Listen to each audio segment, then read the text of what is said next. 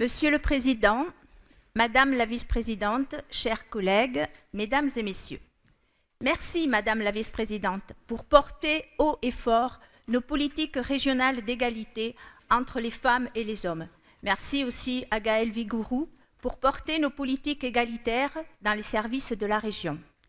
Des politiques égalitaires que notre majorité mène d'ailleurs depuis 2004, comme vous l'avez rappelé. Certes, la place de la femme dans notre société a bien changé depuis 100 ans. De nombreuses lois ont été votées en faveur de l'égalité femmes-hommes dans divers domaines, sans pour autant aboutir à une égalité réelle. Le monde du travail en est un triste exemple. Malgré une réduction de l'écart de salaire depuis 2009 de 5 points, une femme gagne toujours 18,7% de moins qu'un homme, dont 10% quand même, qui serait seulement due à de la discrimination pure. Pour faire de notre société un espace plus juste pour les femmes et les hommes, des actions ont été menées, d'autres seront mises en place et nous, à la région, nous y prenons toute notre part, comme vous l'avez rappelé, Madame la Vice-présidente. Une de ces actions concerne notre communication. Une communication porteuse de sens et de valeurs, sans stéréotype de sexe. Vous me pardonnerez de ne pas être un homme. C'est ce que je réponds quand on me qualifie de conseiller régional. Ou bien, la prochaine fois, je pourrais m'inspirer de Madame de Sévigné et je pourrais répondre « Je crois ne pas avoir de barbe au menton ». Parce que féminiser les mots, c'est nous rendre, nous, les femmes, plus visibles. On sait bien que ce qui n'est pas nommé n'existe pas. Donc, nommer, c'est reconnaître la femme comme un être humain à part entière. Notre communication met les mots au service de l'égalité entre les sexes. Pourquoi refuser d'écrire au féminin certaines professions? Est-ce pour acter la domination masculine? Une auteure, une écrivaine, une électricienne, une préfète, une plombière. Parce qu'il faut prononcer ces mots pour en faire accepter le sens.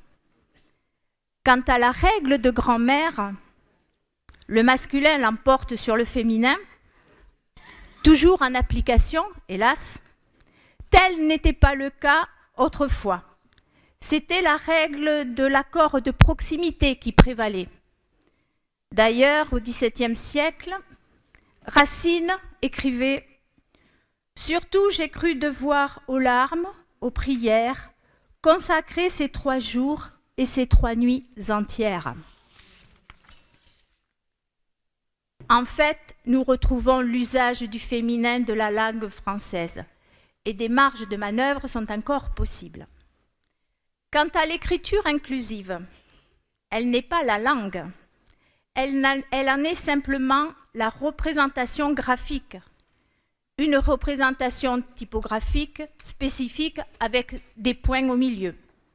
C'est plus simple, plus rapide à écrire et surtout prend moins de place. Écrire 2 mots en un seul. Au lieu d'écrire citoyen et citoyenne, on écrit citoyen.ne.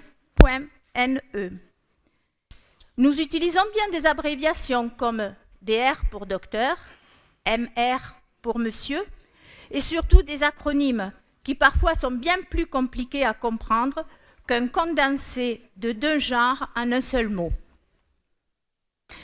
Quoi qu'il en soit, on ne peut rien imposer. La liberté d'expression est une des libertés les plus fondamentales d'une démocratie. Mais nous devons montrer qu'il est possible d'avoir une communication qui s'adresse à tout le monde, sans stéréotype. Être un exemple breton. L'exemple, il est aussi dans la prime de mixité que nous versons aux entreprises de moins de 20 salariés sur toute la durée du contrat pour l'accueil d'un ou d'une apprentie dans le secteur où un sexe est traditionnellement minoritaire. J'ai trouvé qu'en 1763, on disait une apprentice. C'est un peu original aussi, mais ça montre bien qu'autrefois, on employait plus le féminin qu'aujourd'hui. Un autre exemple aussi, c'est la poursuite du soutien au projet Agricultrices de Bretagne. Visibilité, égalité et responsabilité professionnelle porté par le groupe régional Égalité-Parité, agricultrice au féminin de la Chambre d'agriculture de Bretagne. C'est aussi, comme exemple, une vigilance qui est portée à la désignation paritaire des représentants et représentantes au sein des conseils d'administration des établissements publics de coopération culturelle. Des actions de la région en faveur de l'égalité, je pourrais vous en citer bien d'autres, qui pour certains ou pour certaines peuvent paraître bien insignifiantes. Mais aujourd'hui encore, et l'actualité nous le montre tous les jours, il ne faut rien lâcher en matière d'égalité femmes-hommes. Pour finir, je reprendrai les propos d'un écrivain italien, Roberto Savario, qui n'est pas spécialement un ami de Salvini.